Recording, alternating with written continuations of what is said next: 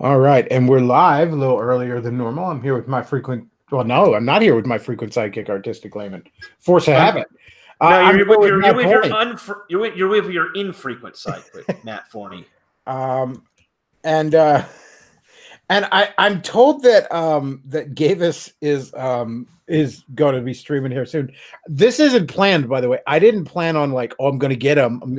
I just like I was home a little earlier than normal, and I decided, hey, why not stream? And that's a coincidence. So I don't. Are we even gonna? I don't know. Are we gonna stream Snipe Davis? I don't know. I mean, unless it's about me, odds are it's probably gonna be boring as fuck. But of course, knowing how he's been these past few days, it's probably about me. That damn Bechtloff. Doesn't everyone get that he's fat and thus his argument is invalid? But I mean, there is other stuff I wanted to talk about. So I mean, we might talk about that instead. I don't know. I'm working on trying to get an interview that I hope will be very special, but I don't know if it's going to pan out or not. Somebody says, "Do it, stream Snipe." I don't know. Maybe super chats would talk me into it. I don't know. Well, we don't have the technology because, like, without Luke, you'd have to do it through playing it out on your speakers, since this is just Google Hangouts. We can't do it. We don't have the technology. But give some super chats and some PayPal dollars. I mean, I guess I gotta finish his last fucking one. Yeah, I'm doing that just because you haven't done it yet. Mainly because, like, it's important, like, for internet historical purposes. Because Twitch deletes the streams 2 weeks after they air. So this is to have a record of it. So when someone finally decides to, you know, when Medicare decides to finally do his history of the fall of Davis Arini or anyone else, they've got the nice treasure trove of stuff to reply upon that we've provided for them. Oh man, I couldn't keep up with it this week. I could not keep up with it this week. Because I wasn't going to be like, I'm not streaming every fucking night about fucking Davis after work. It's like, you know, I get tired after I got other shit to do. Yeah, I wasn't doing it. I mean, he did. It was like 3 nights in a row. I was supposed to. I just no. It's funny too when he wrote his gay little article, like he sends it to me on Skype when I get home. Like when he saw I was on too, like, you see, I called you fat. And I'm just like, I don't want to play tonight, sweetie. All right. Daddy'll spank you some other time, you fruit. Oh. What the hell are you doing, man? What? Well, let's shift a little bit because I want to talk about some other types of retards. This past, well, I think it was Thursday, was National Down Syndrome Day. Oh boy!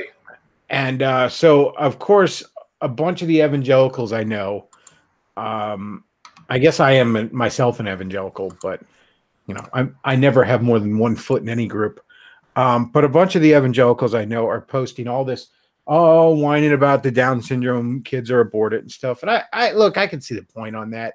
I don't really know how I feel on that. I mean, I can see why people have a problem with it, but I don't necessarily lose sleep over it, if I'm being honest with you. But what really gets me is they do it in a way. It's not like arguing that this is cruel or this is wrong or whatever. It's arguing like, look at the wonderful Down syndrome people. They're so wonderful. They're great just the way they are. I saw some video. I think I shared it on the Bechtloff Facebook page, but it was like the female Timmy is sitting there and she's got a blue wig on and this do-gooder evangelical, you know, trad or just conservatives got a pink wig, and she's like, see, the blue wig people are the blue hair people are inferior. We got to get rid of them.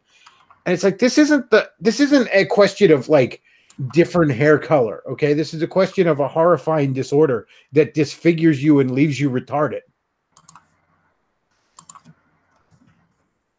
I'm so sick of this shit where it's like, there was a few years ago, and I wrote an article on my blog back when I had it years ago, but there was a study they did where they were doing something in rats, and they thought they might actually have figured out a way to if they get to a kid in utero soon enough, they can shut down the additional chromosomes so that it doesn't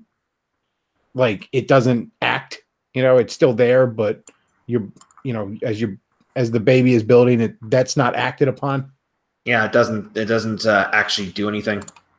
And so in other words, just if you get to it soon enough when the kid is in utero, you prevent the syndrome from manifesting. And this Julie Becker is her name. She wrote an article why we shouldn't cure Down syndrome. And she was arguing that this was some sort of like playing God and we shouldn't do it because, that Forrest Gump myth that retards are sweet people and all this other crap.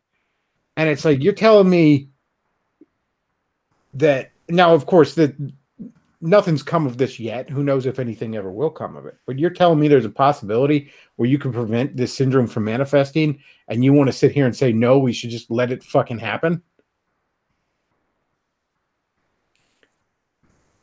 And I some of these evangelicals, they throw around the term like eugenics. Oh, no, it's eugenics. It's eugenics. I got news for you. Every society is either eugenic or dysgenic. That's just how it is. All right. Society is it's either encouraging and celebrating one thing or another at the end of the day. And right now we have a society that celebrates every form of deficiency and every form of degeneracy imaginable.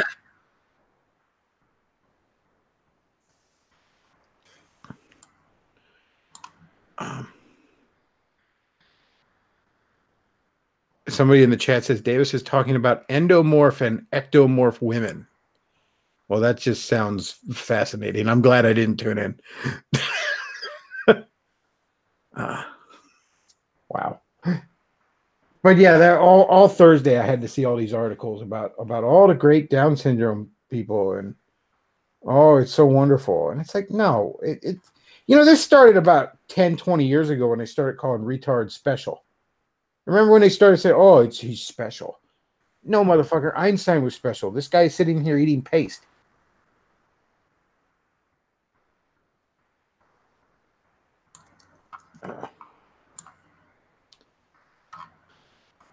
So what's on your mind there, Forney? I know you're about ready to go to bed here, but nothing's on my mind but my hair. You got a show going on tomorrow? Yeah, like I said, I'm probably gonna fist the remainder of any Sunday stream, mainly because you haven't done it yet, and like I said, for internet historical purposes, this should all be out there. Right now, I am. Actually, I was interesting. I was on We Live in a Society earlier today. For you. For me, it was in the middle of the night. We were talking about psychoactive drugs like shrooms and DMT and how they function as a portal to the demon dimension. A literal portal to hell where you can commune with demons, and why this shit can be very dangerous if put in the wrong hands. Having experienced some of that when I did magic mushrooms and LSD, I can attest to that. So very, very interesting show. I recommend go checking it on Sharia LaBou's channel. Sounds cool. Yeah, there's a link to it in the Discord and on my YouTube community page.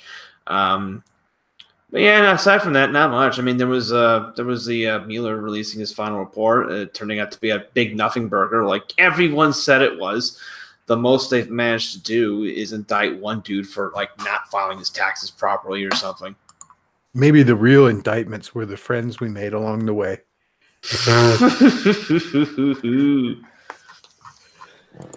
I want to emphasize that we have had going on 4 years of hysteria from the left on so-called Russian meddling in our elections, and the Mueller investigation was their holy grail. They were looking to Mueller to reveal the truth about Donald Trump as a puppet of Putler. But as it turns out, not a single person in this investigation, which is now over, has been indicted or even found to have collaborated with Russia at all. Yeah, who could have foreseen that except everyone? Except everyone who was not a retard. Hi. Well, if you want to bail, I know it's like 7 in the morning for you, so you don't have to stay the whole time. Yeah, I'm going to be up a little while longer. There's that. There's Trump announcing that that the U.S. is going to recognize Israel's annexation of the Golan Heights, which is a pretty big deal because it's overturning major principle of the post-World War II world. Countries are not allowed to annex each other's territory. Like that's why everyone's still screaming at Russia for having annexed Crimea back 5 years ago, because you don't take other countries' land. That's wrong. That's what leads to Hitler. And but it's okay when Israel does it. Of course it is. Yeah. And of course, there's a real reason why he's doing this. Well, number one, he's trying to help out Benjamin Netanyahu, who is in a tight re-election battle right now, facing corruption charges, and his Likud party is, for the first time in about 10 years, not leading the polls. Number two, look up Genie Energy. I'm too tired and I don't have all the documentation in front of me, but Genie Energy is a New Jersey-based oil company that got exclusive contracts to search for hydrofracking strange shale oil in the Golan Heights. And they are intimately tied in with Jared Kushner and other members of Trump's inner circle. They were big boosters of his election campaign. And this is what they were waiting for. They were waiting for something like this to happen, so now they can legally go and check out to see, to pump all that sweet, sweet black oil out of the ground, the Golan Heights, which is legally, according to international law, Syrian territory. Yeah, imagine that. Imagine that. We remember Common Phil said 2 years ago in one of his podcasts, Donald Trump is just going to turn out to be Bush's third term, and well, look, we've got corruption in the Middle East related to invading a country to get oil. It really is the odds all over again, isn't it? Only we're all a little more broke. We're a little more broke and we're a little dumber. Well, not a little. What in the fuck? So in the chat says, annex Canada, please, U.S. Day of the Rake.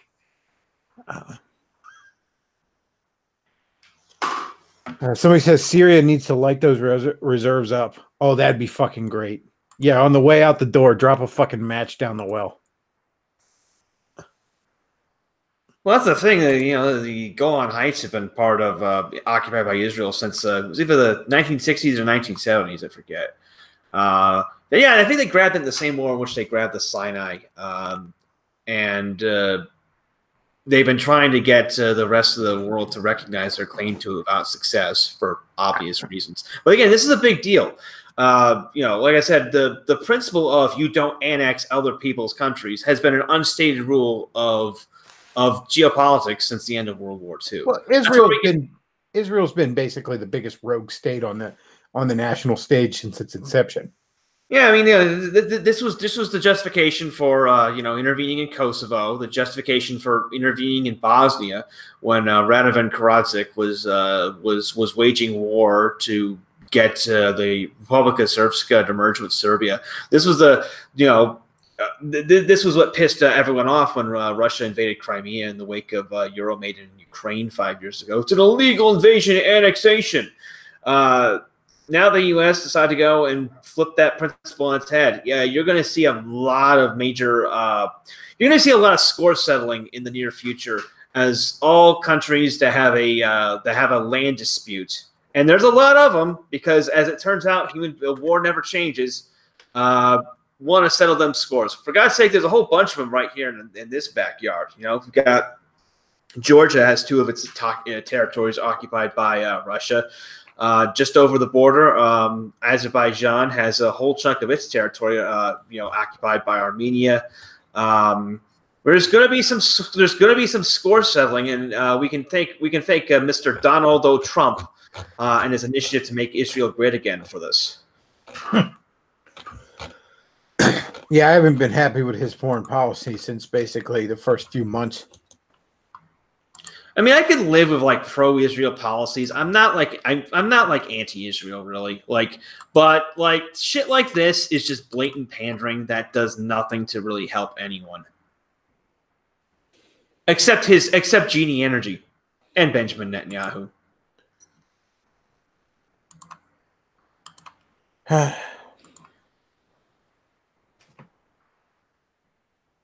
Yeah, that's not good. What else did I want to talk about tonight? I had shit planned and then I forgot because I'm retarded. I actually had Luke. I had some pictures I wanted to show, but oh well. I don't know where Luke is, though. In all fairness, it's about an hour earlier than I normally would go. Oh, I know what else I wanted to mention because I haven't gotten to mention this on the air yet. So I guess it was a couple days ago.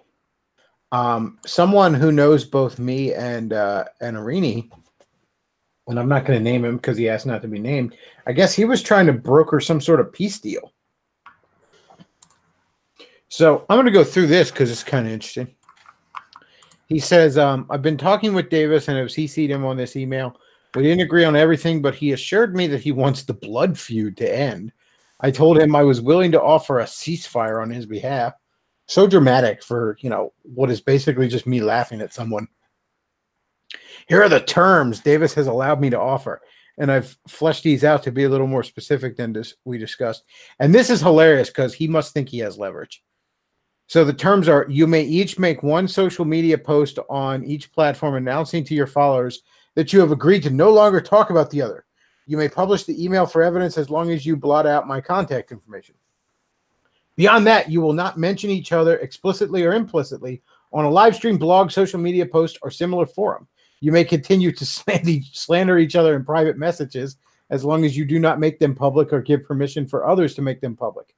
You will not allow guests on your forum, live stream, podcast, etc.,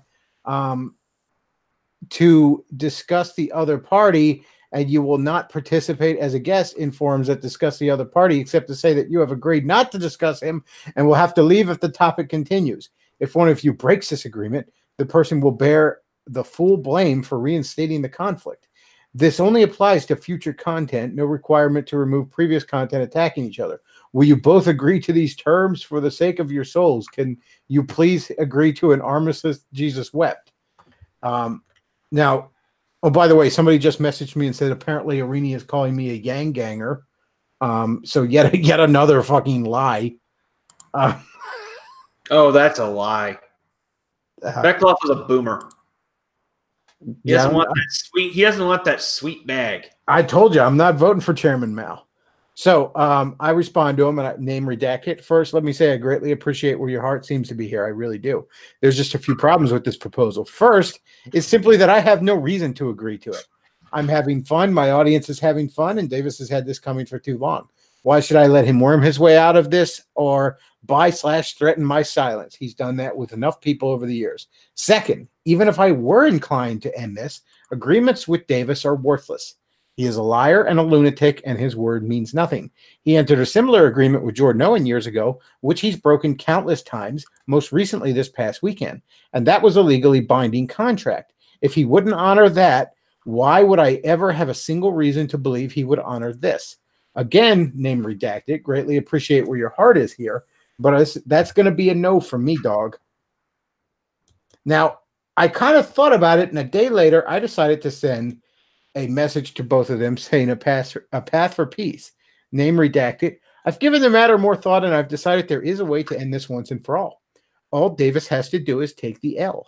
If Davis will admit that he has lied about and misrepresented myself, Luke, Matt, and Pastor Tom, all because his ego could not take criticism or disagreement, I will drop the subject forever, never uttering his name again publicly. This is his way out. He can take it or leave it. It makes little difference to me at this point.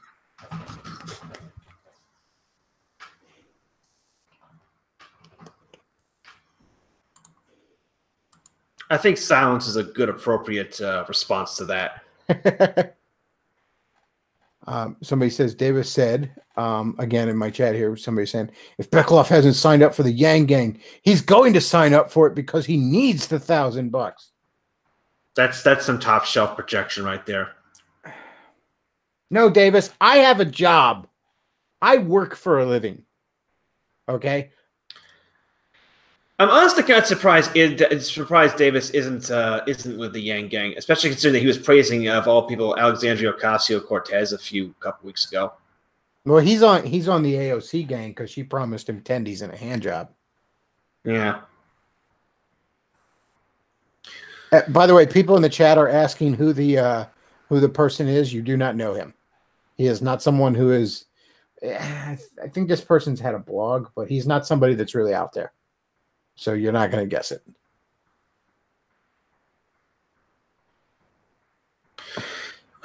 I don't know. I mean, Davis, Jesus Christ.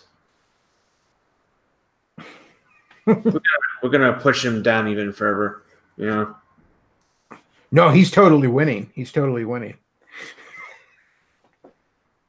Like, just get off. This is like the appropriate, like, where you insert the drill tweet about I'm not owned, like, as I continue to shrink into a corn cob. As he hides in his Discord server with 4 people on there that he's put on lockdown. He puts it on lockdown, and I still see leaks.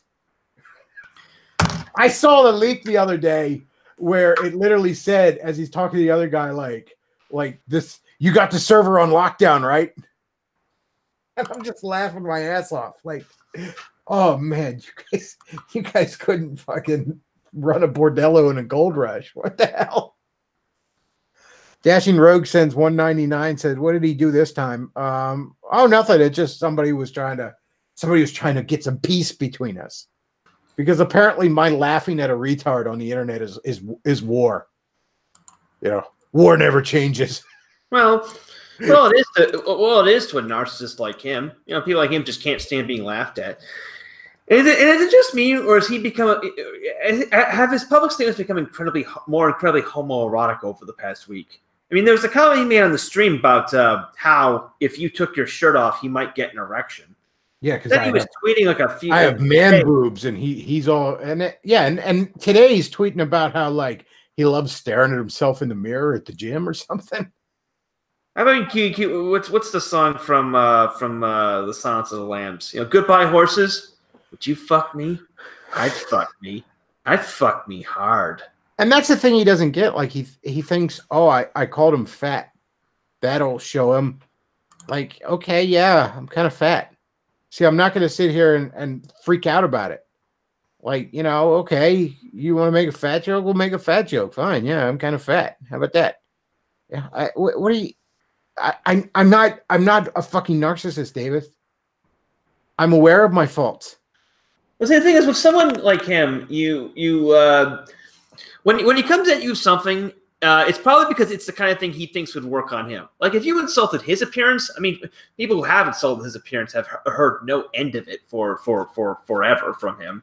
Like he's still bitching about, like, you know, fucking each bomber guy making fun of him. He's a very vain man.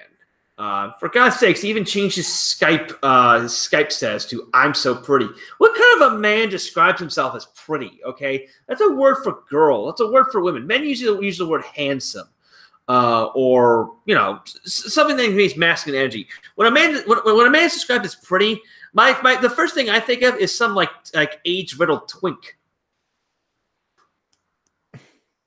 which actually does describe Davis. My prediction is that Davis will join Yang Gang right at the end of its expiration date, because he'll be looking for yet another group to worm his way into.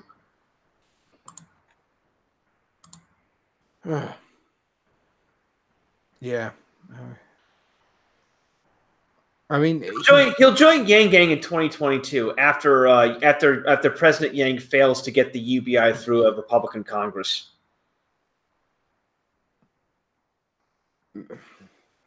That's the thing, you know. I mean, people are like, oh, it's a war. It's this blood feud between. I'm laughing at you.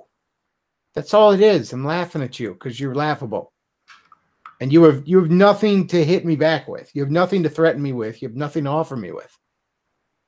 You know, I mean, If we had Luke, this would be a perfect time to cue up that the quote from The Dark Knight with the Joker. You have nothing to threaten me with.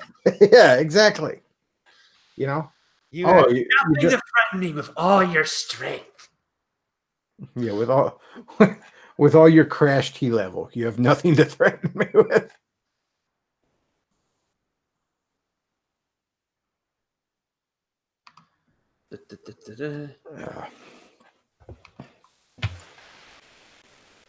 He feels pretty and witty and gay. Yes, indeed he does. Somebody says the incel off. Yep, that's me. Incel off. Hi, Davis, by the way. He who insults our incel brothers will not come to a happy end. Behead those who insult the prophet incel. No, it's the truth. Yeah, have you noticed that all these fucking vaguely gay fucking like dudes always like the foundation of their identity is getting laid? Like you see like Davis is obviously doing it. He tries to attack all of his enemies by claiming they can't get laid. Jim Goat does it, fucking bragging about all the skanks he's fucked and all the black boys' mouths he's raped. Richard Spencer does it. Richard Spencer is talking to the Harry Bros. Oh, they lift weights, but they can't get women. What is it with these fucking Gen X losers forming their identities based on how much ass they've had? Oh, excuse me, pussy. Yeah, because they use the word ass because it turns out they're all fucking gay. I think it was White Wolf, and if it was your Discord or mine, or was it on a comment thread of Arjun's? Somewhere. So I think he was the one who said it. It's because Gen Xers basically were not allowed to take pride in anything. Gen X men, aside from like all the fucking ass they could, why do I keep saying ass? They're fucking, their fucking retardation is making me retarded. And they take pride in like all the skanks they fucked because it's the only thing they were allowed to take pride in.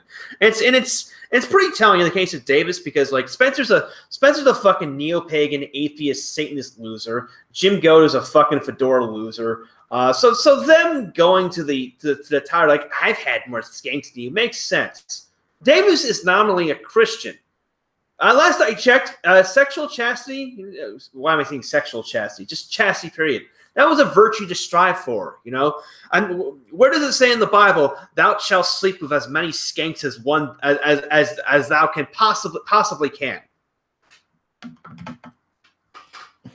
I can't believe I'm the one saying this. The guy who wrote "Do the Philippines," but here you go. Well, I mean, didn't everybody figure out by like 10th grade that the guy who's constantly bragging about getting his dick wet isn't actually getting his dick wet? Or if he's getting his dick wet, it's with women who are utterly substandard. These fucking the guys are racking up huge notch counts. They're not fucking with like they're not fucking. They're fucking like really gross like fat women. They're fucking like drug addicts. They're fucking women that none of us want to touch. That no sane person should touch, because that's what you do when you go to for volume. You're not going to be having sex with a supermodel every friggin' day. You're going to be sleeping with a lot of 2s and 3s and 4s and 5s, and women with mental issues. Brendan Lucero sends $2 super chat. Says, "I didn't know they designed swords for limp wrists." I didn't know that either, but I guess we learn something every day.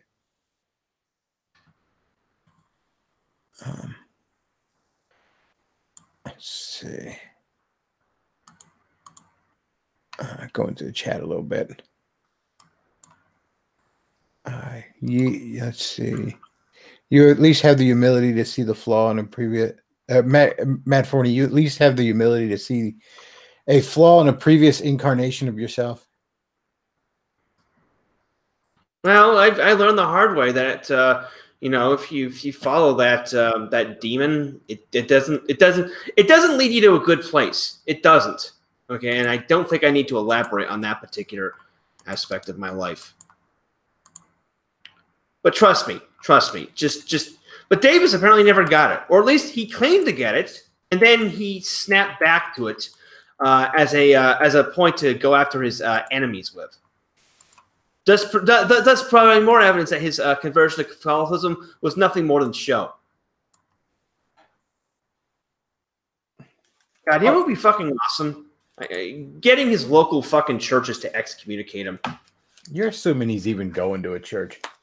He probably isn't, but like it would be nice it would be nicely symbolic, you know. You could just add another institution that Davis has been kicked out of. I mean, it'll eventually happen. You could probably just find that video of him fucking a tranny. That would probably do it. See, that's the thing. I haven't like I'm not running any gay ops. I'm just literally just watching this happen. That's all I've really been doing. I'm too lazy to do anything else. I've just been watching it happen. Same here. I've been accused of everything from constantly sniping and spreading rumors about Rini to getting him banned from Discord. No, trust me, I'm barely busy this day I barely have enough time to do the shit I want to do in real life. I sure as fuck am not obsessed with some bald loser. Wait, why am I calling him bald loser? I'm bald. Some shit dick loser living in a hovel in the fucking prairie, subsisting off of anyone who he can sucker into giving him a handout, whining online that he's being harassed while bragging about all the women he's scoring with his non-functional dick. Harsh, but fair. You know, that's the other thing. Like, you know, you're commenting on what a public figure says publicly. You know, how is that harassment?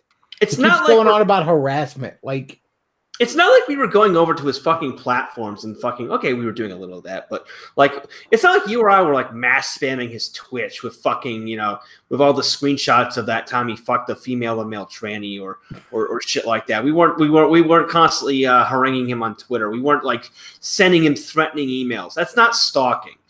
Okay. Yeah, I have only commented on his Twitch one time, and that was his recent this past weekend stream. All your fans did it. Okay, sure. Good for them. We don't control them. You know, they thought it was funny to fuck with you, and they were right.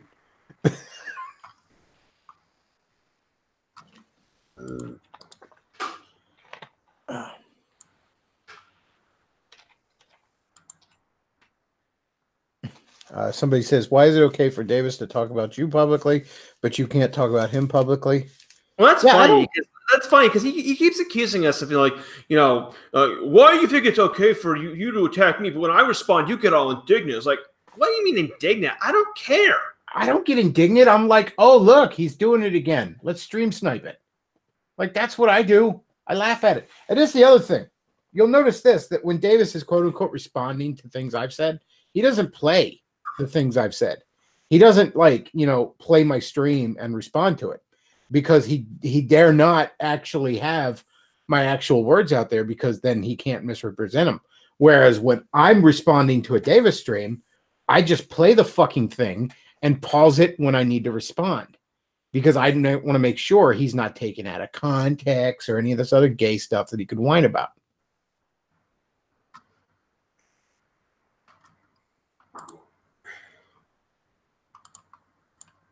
Yeah, well, yeah, I think a lot of what, you know, it's not just lying. Okay, people with cluster B personality disorders have like difficulty even recognizing what the truth is.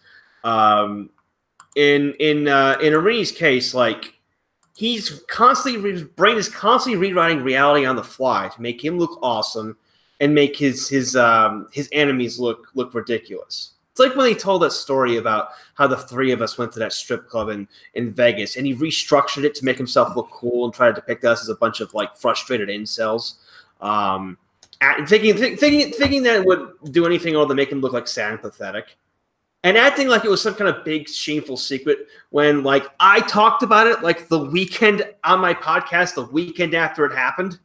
Yeah, I talked about it too. It's like, you know, it's funny. Yeah, I mean, and yeah, I haven't mentioned it in a while. It's like, no, I'm not proud of it. Yeah, I went to a strip club when I was in Vegas. I was out in Vegas with some guys, and I thought, oh, we should go to a strip club because it's Vegas, whatever. It was a stupid idea. That's the thing. I'm not going to sit here and act, who is she? Let me spin this actually in a way where no, it was a stupid idea. I did a stupid thing a few years ago. I've done a lot of stupid things. Probably stay tuned. I'm probably going to do a lot more. Before I eventually die.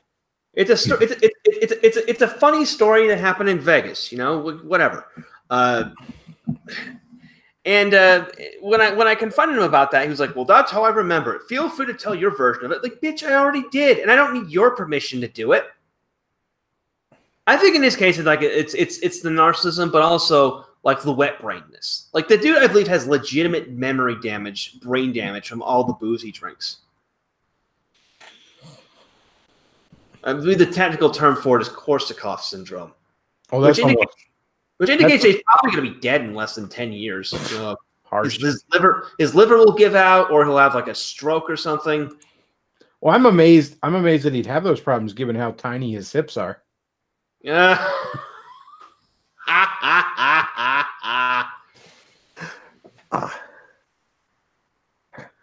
Oh.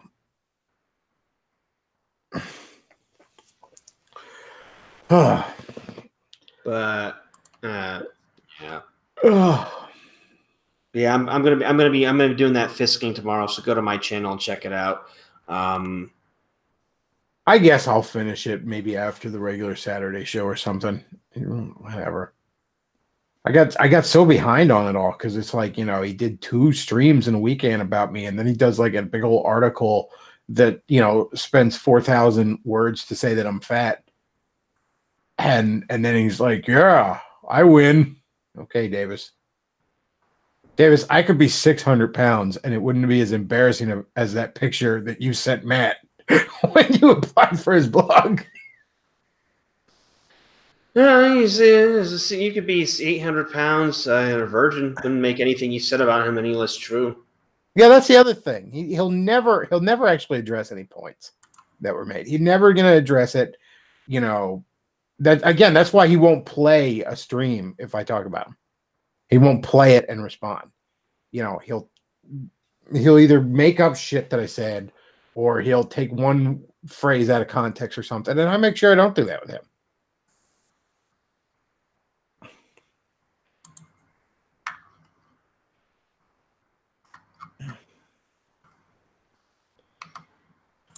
Oh, let's see. Looks like Davis's sock puppet has stopped posting. Which one? Something Chuck something. It was going on about, how I should fight Davis in real life and shit like that. Should fight we'll do a Tonka Worski thing. And Davis will not show up because he'll lose his passport or something. Yeah, I was gonna say, I'm not sure the man's allowed back in this country. Pretty sure he overstayed his visa last time. Well, he got in just fine when he went down to Houston to. That's right. I forgot about that. I forgot when he went down to Houston. I'm sure his sugar daddy was able to grease the skids for him at CPP though. Hey, Bechtloff didn't say it. I did. White Wolf says, Bechtloff, you could be as fat as Movie Bob, but Davis will always have the soul of Movie Bob.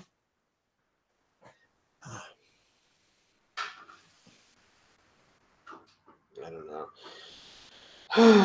I can officially say that my friendship with Davis, such as it is like one of the top regrets I've had in terms of interactions with another human being. Not the top. The number one involves a certain woman, but Davis is in the top 3.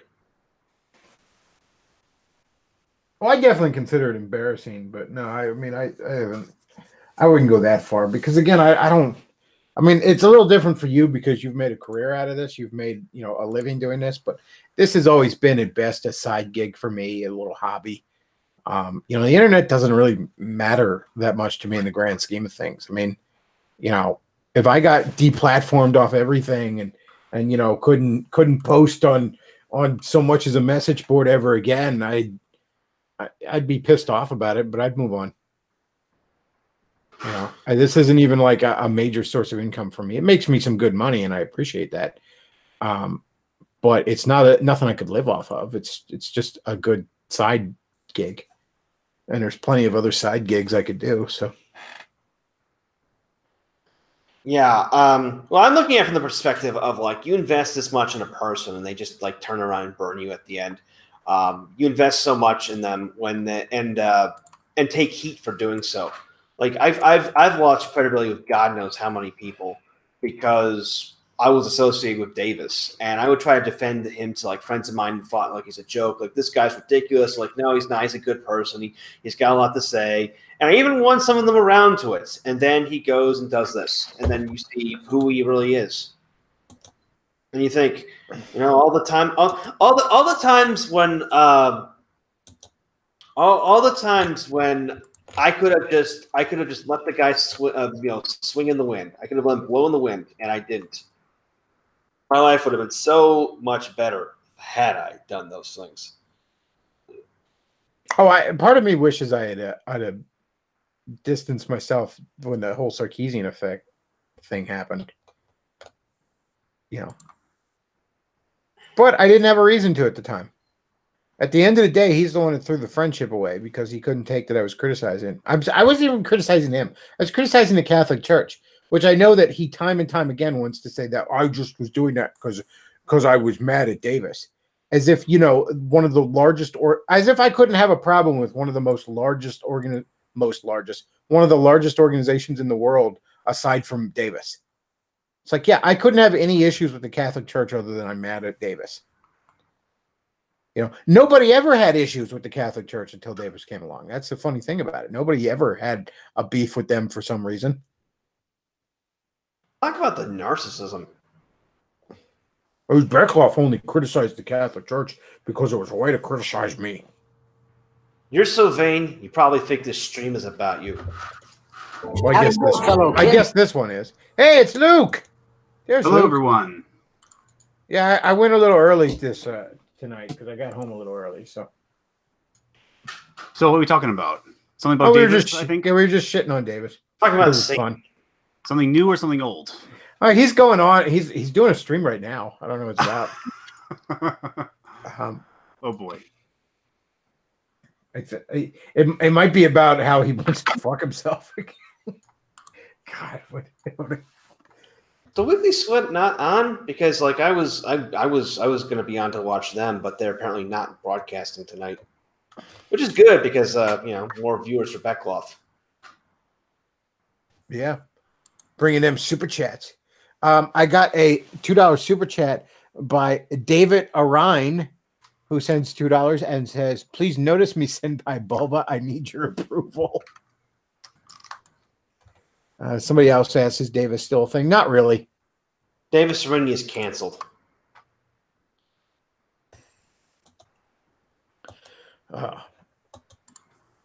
Luke, I want you to show this picture. Davis is fascinated how we're still talking about him.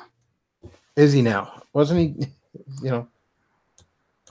I'm glad you're fascinated, Davis.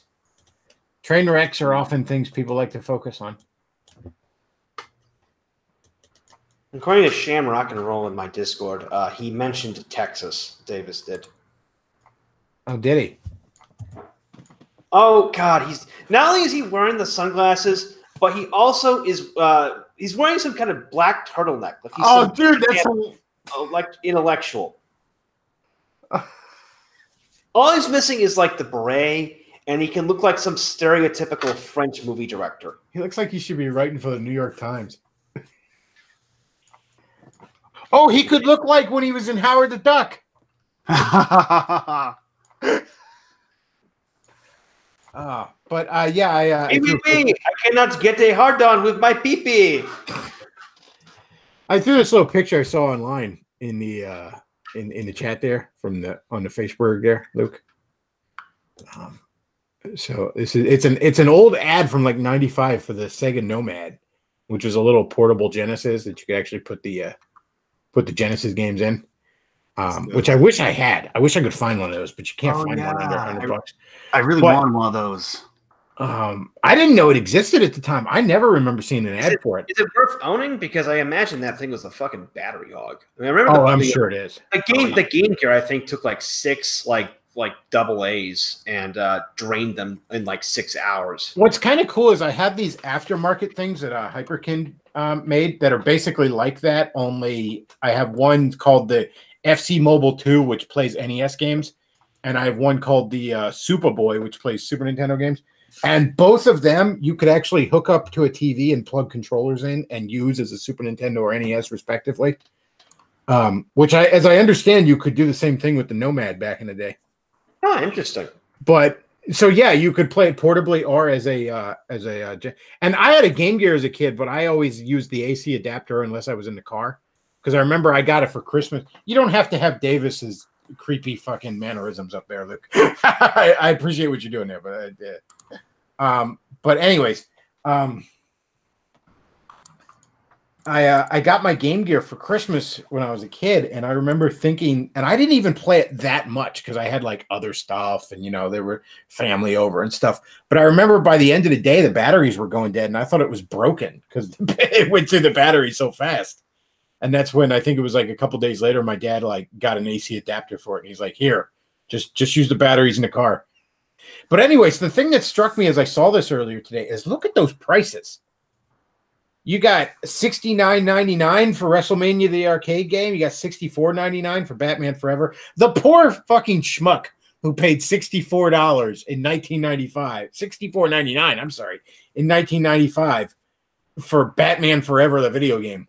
The point is, though, I think we all need to never bitch about video game prices again. Because we're looking at $65, $70 in 1995 money. I forgot how expensive. No, I'm amazed my dad ever bought me any games. Looking back, holy shit, that's easily like $70 back then. Yeah, like easily $100 now. But yeah, but like these were like, are these Genesis games or like Nomad games? Those are no, the Nomad the Nomad played Genesis games. That's what's cool. Oh, okay.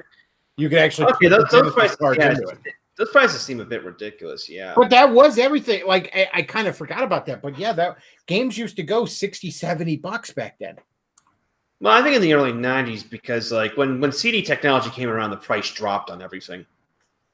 The CDs were a lot less expensive to manufacture. That's true.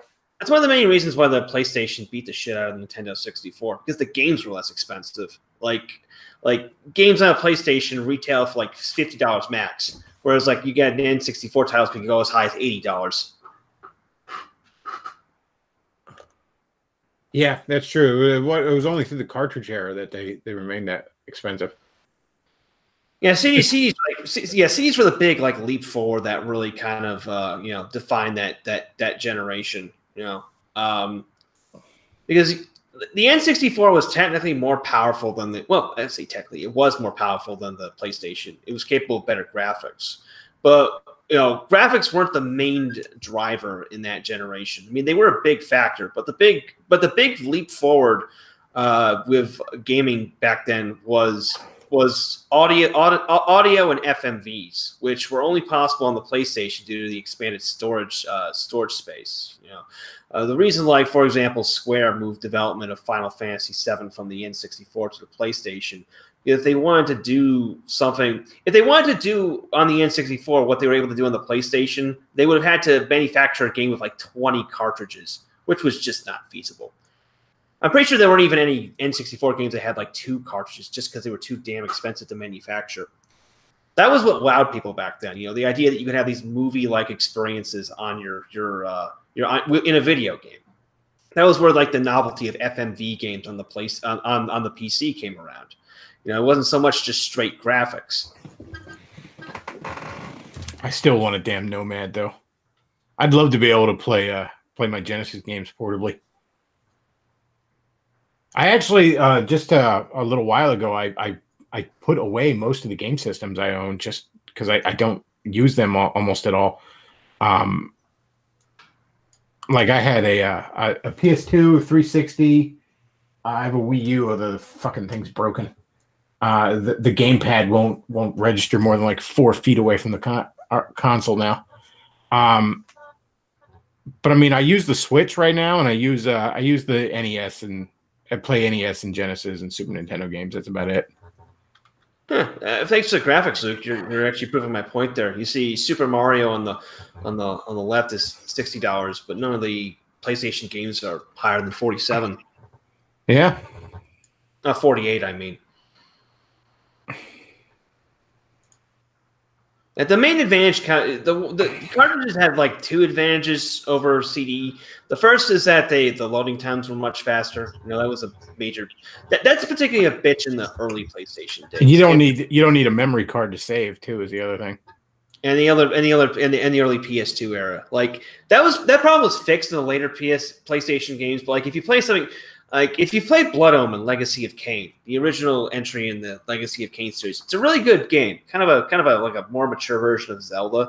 But the loading times on that game were fucking terrible. You had a loading time when you paused, when you unpaused, when you switched between items in your inventory, when you fucking used powers, when you went from point A to point B. I think it took like something like 30 seconds just to boot the game up and load it up. That was ridiculous. That was so cartridges had that over CDs, and the other advantage cartridges had, they were very difficult to pirate.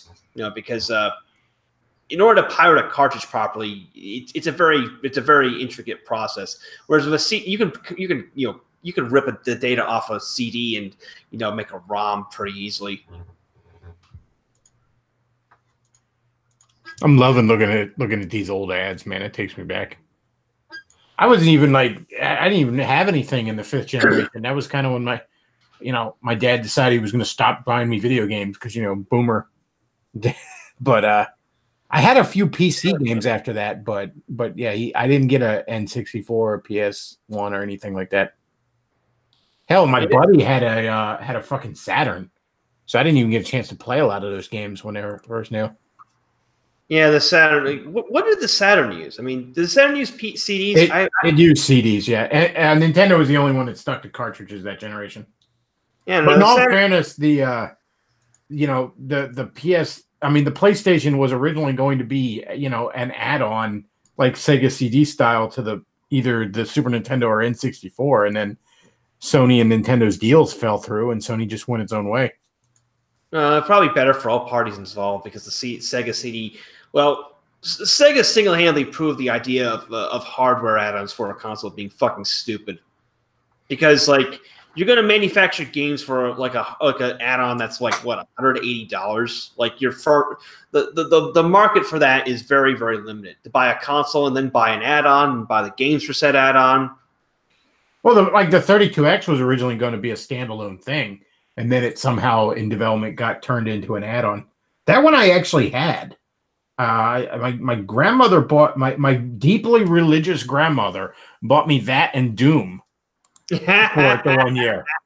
And it was funny, like it was my dad's mother, and my dad's trying to be like, "Oh, I heard this game's really violent." And she's all like, "Get him what he wants. He's a good boy." Yeah, typical grandma thing. Maybe she understood that Doom is the most Christian game ever made because you're looking at demons from hell. she had a little note on it, Das Volt. But yeah, I got 32X. It's weird. I never had the Knuckles game as a kid. I think I remember renting it, but I didn't actually have it on the 32X. I had Doom, and I can't remember if I had or rented the freaking the Spider-Man game. I know that one's crazy expensive on a 32X now for some reason. I actually have a reproduction of that now. And I say to you, my brothers and sisters, hell is a deep, dark, foul-smelling prison of the damned. Filled with fire and brimstone, lost souls and demons. And how do you escape this eternal damnation? You blast the last-stepping demons right between their beating little eyes. Doom for the city. Oh, that was back when video game commercials were fantastic. Oh, yeah. The 32X port was actually one of the best console ports.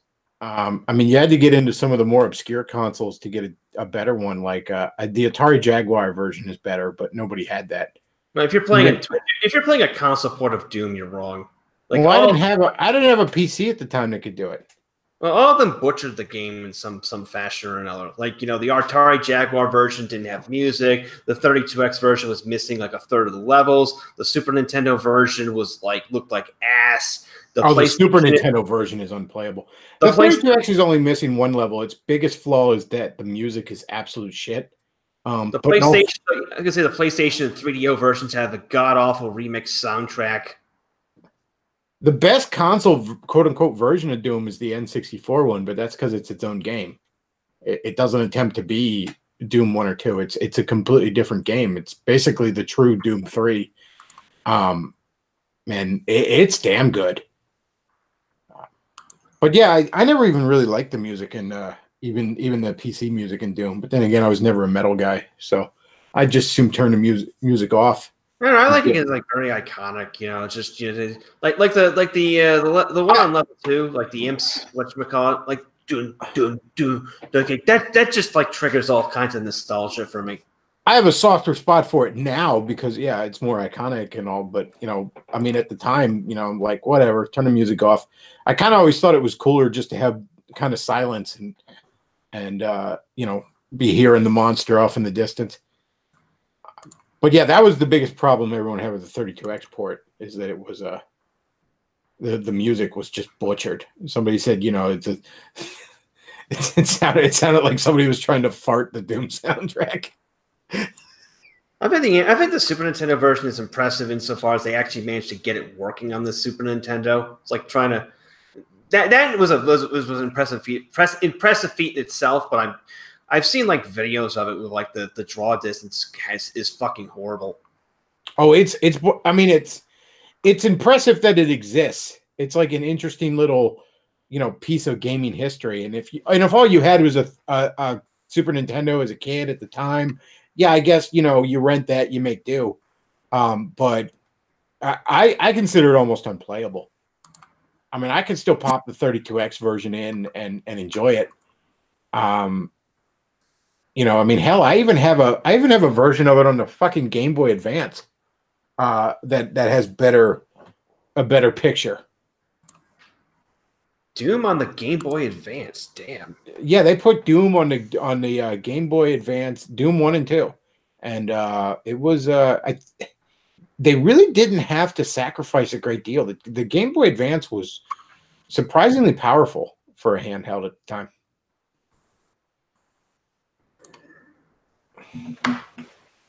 Yeah, someone in the chat, I forget who, sorry, because I'm looking at the chat on my TV, mentioned who remembers the Sega Dreamcast. The Dreamcast was an interesting console. It was really ahead of its time in a lot of ways.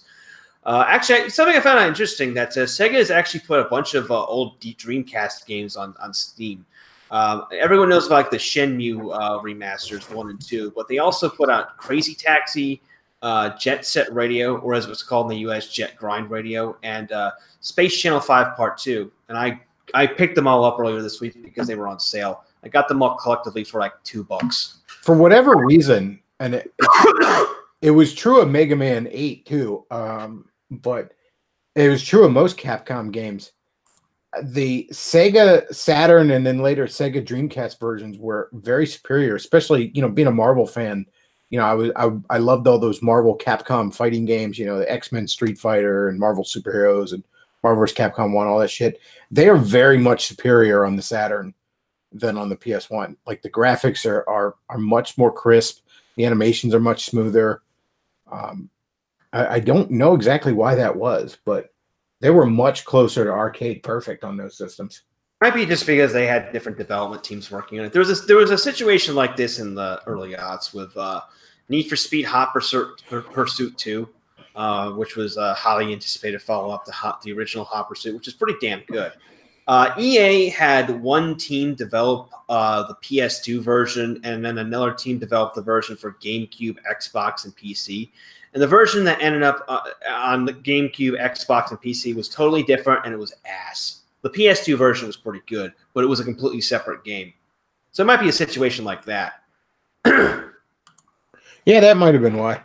But like I said, the one thing I remember, I was at some sort of it was like 95, maybe 96, but I was at some there was a big drag race my dad and a buddy of his like to go to, and for some reason they had this like Sega Saturn mobile out in like the overall fairgrounds, you know, beside it, wherever all the vendors and shit were, and you could just like play Sega Saturns on the side of this giant like van thing or whatever, like truck. And I was playing that game Bug for a little while, and that game has always stuck with me because I never got to play any more of it than that. Like all these years, and I kind of look at it and it sort of looks like ass. It's like one of the really, really early attempts at a 3D game. Like you're set on like fixed paths and stuff like that. But to this, I remember seeing like ads in gaming magazines and thought the design looked cool, like of the characters. And like if that's ever on Steam, I'm gonna snatch that up in a hurry because like I've wanted to really play through that game for ages. You know, getting to play like 10 minutes of it years ago as a kid, and nobody had it and kind of thing. Like Sega was trying to make that a new mascot to be on par with Sonic and just never did anything with it. Yeah, the Saturn is like that's a console that basically just everyone wants to forget just because it was a massive. I still think it's amazing how Sega fucked this up so badly. You have a console and you have a very popular mascot property, platform property named Sonic the Hedgehog. There is no Sonic the Hedgehog game on Saturn aside from what was it, some racing game. There was no new like Sonic game. I know, like why? I know, like, okay, you know, they were having trouble trying to get Sonic to work in 3D, and that's why Sonic Adventure took them so long. They ended up on it. It ended up on the fucking Dreamcast instead. But the point is, I mean, and arguably they've never had Sonic work in 3D.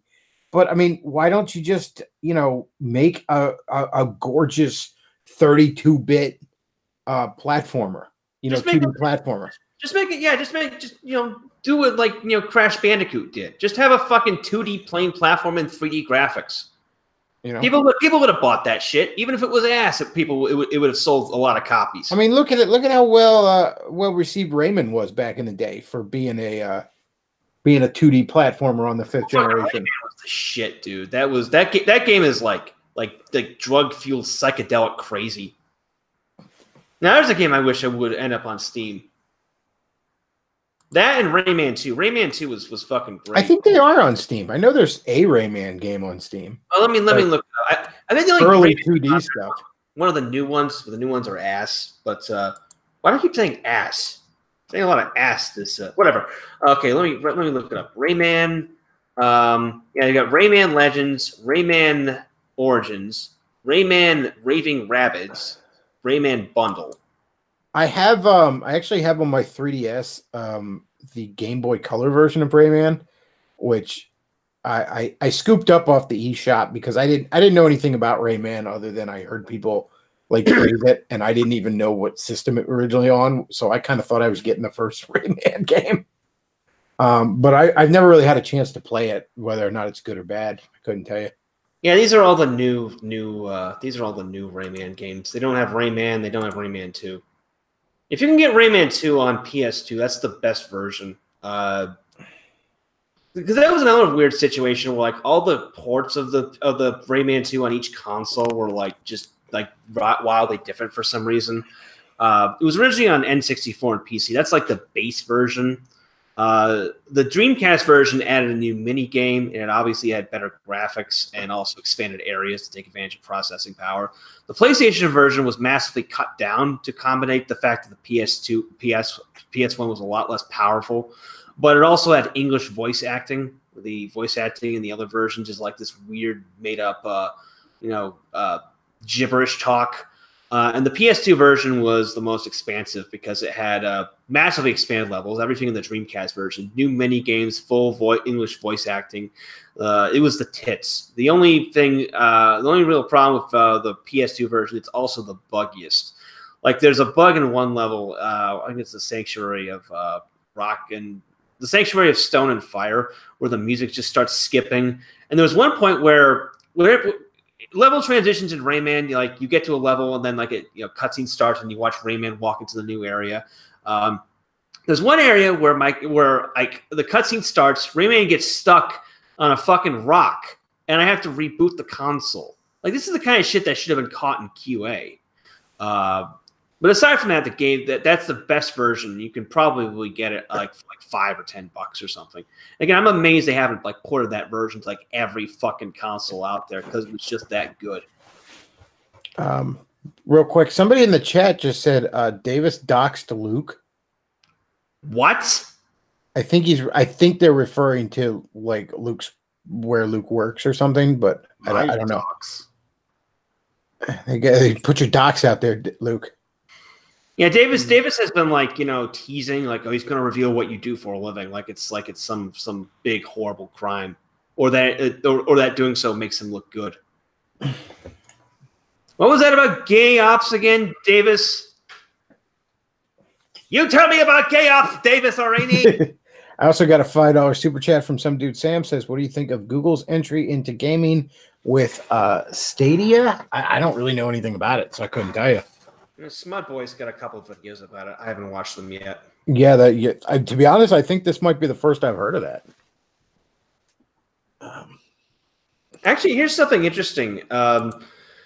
Epic launched their own online game delivery platform to compete with Steam, and now they're like signing exclusive deals with game developers to like get their games released exclusively on Epic's platform, at least initially. Like, they use Fortnite to kind of launch it in the same way that Valve used the Half-Life games to launch Steam a decade ago. Like, for example, Quantic Dream is finally going to be porting their games to PC. You're going to have Heavy Rain, Beyond Two Souls, and Detroit Become Human on the PC in about later this year, I think. But they signed a 1-year exclusivity deal with Epic, so for the duration of that period, you're only going to be able to get the games on Epic's platform. And afterwards, then they'll presumably be available on Steam and GOG or whatever. Obsidian's also developing a new RPG. I think they're intending as like a unofficial follow-up to Fallout or something, and that is going to be exclusively on Epic, which is interesting because Steam. There's a lot to recommend Steam, but Steam has basically been abusing its position as Valve's been abusing their position as the leader in digital distribution for way too fucking long. Like, it took them this long, for example, to implement a fucking refund system. And one thing that really pisses me off about Steam, they sell a lot of old PC games, which is great, but they don't bother making them compatible with modern systems. So you buy these games, you buy something old from like the 90s and aughts because you want to relive you want to relive a game that you experienced back then, or maybe it's a piece of gaming history that you didn't have the chance to look at the first time, and it either doesn't work or you have to spend all this fucking effort to get it to work. No. If you sell a game on a digital distribution platform, it should be ready to go out of the box. Yeah, there's too hard. No, that should be the basic fucking requirement. I should not be looking for fucking tutorials on a million goddamn websites, changing all these settings and whatnot to get a game that I paid for just like a half hour ago to work on my computer. Okay, figure that shit out. And again, it's not a limitation of the of resources available, because GOG is pretty good about that. GOG, you sell stuff, you buy something off GOG, it works out of the box. That's what I got it off. I got stuff off GOG. I don't think I got stuff off Steam yet. Yeah, Steam has been abusing its position as the leader. I got King's Quest 4, 5, and 6 because I wanted to play 5 again on a when I was trying out the arcade stuff on the Landshark channel. And I didn't, I promptly abandoned it because I forgot about it, to be honest. But yeah, I got 4, 5, and 6. I'm going to say it's good that Epic is giving them competition. I'm probably not going to use Epic. And according to Leader Revolution, apparently Epic is owned by the Chinese government. I'm not going to use it, but I'm glad it's out there. Interesting.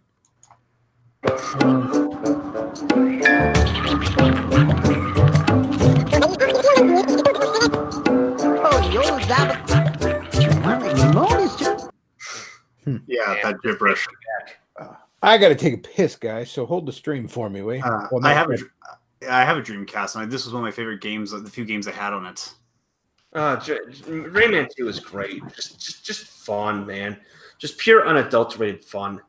Although I really wish I had the PS2 one because I realized that one actually had the English voices on it. Yeah, the English voices aren't. It's kind of uneven, but like it's interesting. I first played the PlayStation version, and then I played the PS2 version.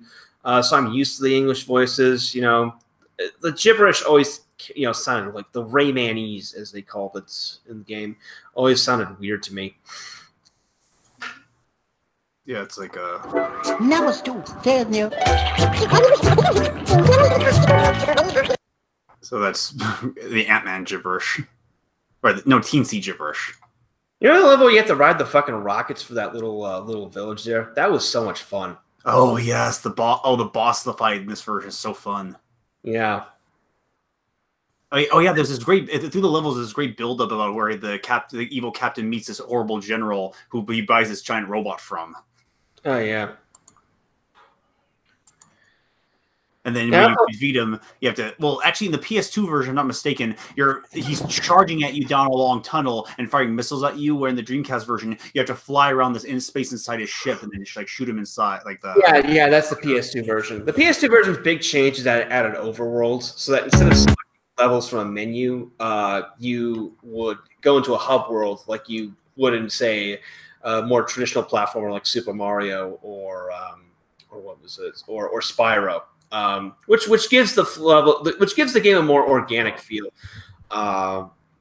They also restructured the levels somewhat so that and also the translations have been improved. Like my favorite gaffe, in the original versions of Rayman was how they had both the Sanctuary of Stone and Fire, but also the Sanctuary of Rock and Lava. And in the PS2 version, I guess someone who spoke English a bit better realized that was kind of dumb, so they just renamed the latter level to the Sanctuary of Lava.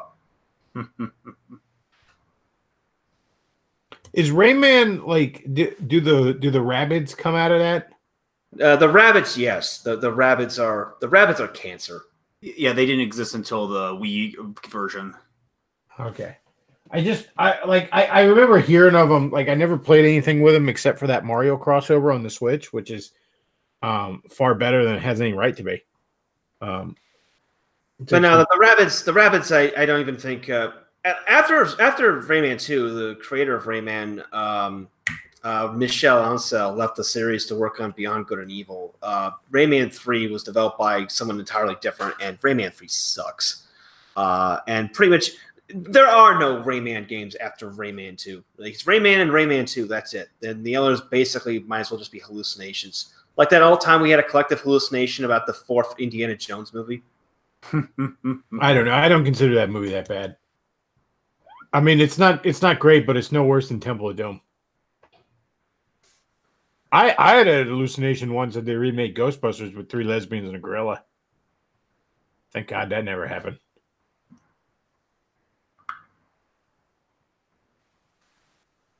Another interesting thing about the PS2 version is they made Rayman a lot weaker in the beginning to have like a more gradual character arc. Like when you start in the PS2 version, Rayman can't even like throw. He can't even throw orbs with his hands. He doesn't get that ability until after the end of the second tutorial level. There's also a bunch of other power-ups too that aren't in the other versions. God, now I'm talking about this makes me want to fucking play it. So Rayman 1 and 2 are not on Steam? They are not on Steam, no, unfortunately. Just check Good Old Games. I don't think they're there either. Because if thinking of Ubisoft is like a really fucking shitty company. Yeah. That's right. He is owned by Ubisoft. Yeah, because actually, let me see here. There might be something in their catalog worth buying because they're having an Ubisoft Publisher Weekend on Steam, so there might be something worth in the sale. Actually, I remember getting notified that the Splinter Cell games are on sale. Oh, the Splinter Cell games are pretty damn good too. But yeah, this level had an awesome boss theme right here.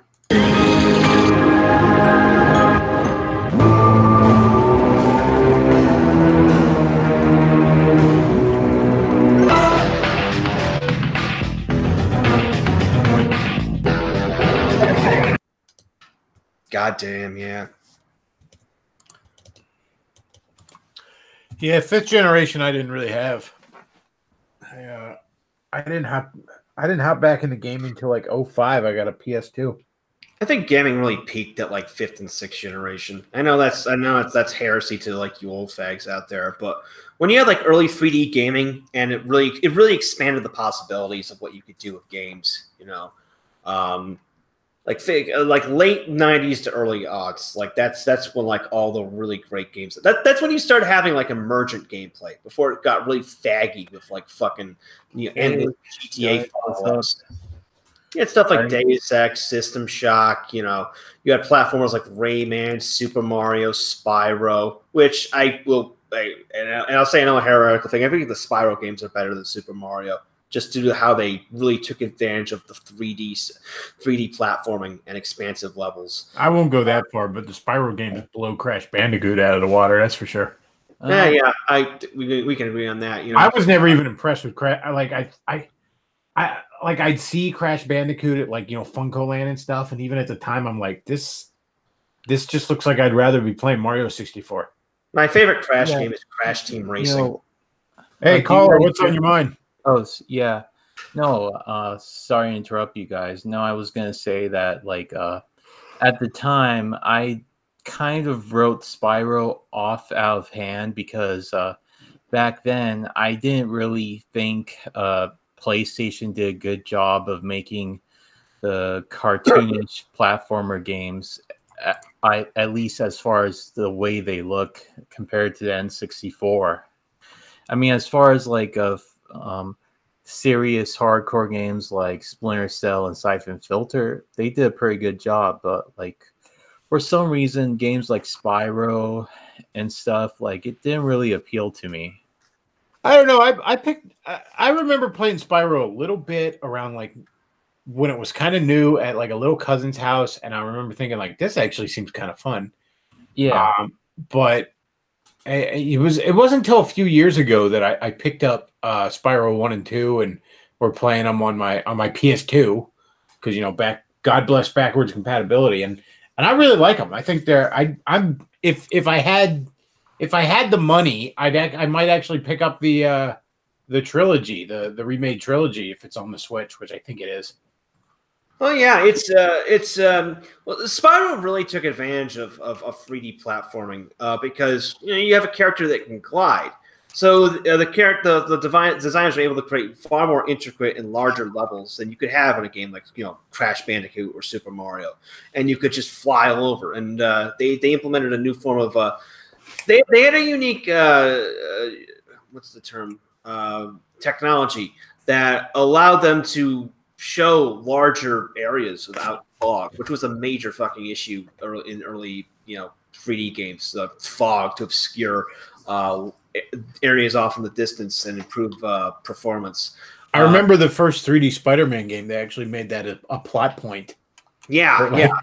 Spyro had no fog because Spyro had a system where if a polygonal object was too far out of range, they just render it with a lower number of polygons in a very simple skin, and it worked very naturally. So you could have these big, expansive levels, no fog whatsoever, and that's basically what 3D games do to this day. Yeah. One thing that annoyed me about the third game in this series was that they started splitting up the levels into chunks, even though they were the largest, just because I think they did it for convenience purposes, because in the individual sub areas of the levels, that's when you have some sort of specialized objective where you're playing as another character. Oh, another thing about Spyro, the soundtrack is one of the best video game soundtracks ever in all three games. The only new games I remember having during the fifth generation, they were PC games. PC versions. I got Tomb Raider and the first Oddworld, and I actually had to get a video card for Tomb Raider. But yeah, those are the only new games I had during that whole time. Oh, and a couple around 2002, I picked up the first Spider-Man game, the 3D first 3D Spider-Man game on the PC. It was a couple years old at that point, but I really liked it. Because it was right as the movie was coming up, and I was, just on even more of a Spider-Man kick than normal. And so I looked up what the hell the specs were on the PC I had at the time, and saw that they could run it. And I just went over to Walmart and picked it up on PC because I'd seen it there. Yeah, I played a bit of the original Spider-Man on the PS1 PC version. It wasn't bad, you know. I'm like I said, I've never been a comic book guy, but you know, it was a fun game to play. But yeah, the what Spyro did with the loading in the fog was really and huge 3D levels was a big deal back in those days, and also minimal loading. Like for example, there were other games that tried to attempt that, but the results were kind of mixed. Like I mentioned, we talked about Blood Omen, Legacy of Kain earlier. You know, like everyone knows Legacy of Kain, Soul Reaver, great game. I love that game. I love the Legacy of Kain games. The original Soul Reaver has a continuous free-floating world with no load time, which was again pretty impressive. But the fog in that game is fucking horrible, and the game's like. You have some big expansive areas in that, but they're all connected through like these tiny twisty corridors, and it takes forever to get from point A to point B because they had to do all this to obscure the load times and ensure that the PlayStation was able to handle it, because the PlayStation wasn't advanced for what they were trying to do. With Soul Reaver 2, they were able to get they were able to do the same thing, but they were actually able to get rid of the fog and have like expansive levels that were designed normally, which was pretty nice. Mm-hmm.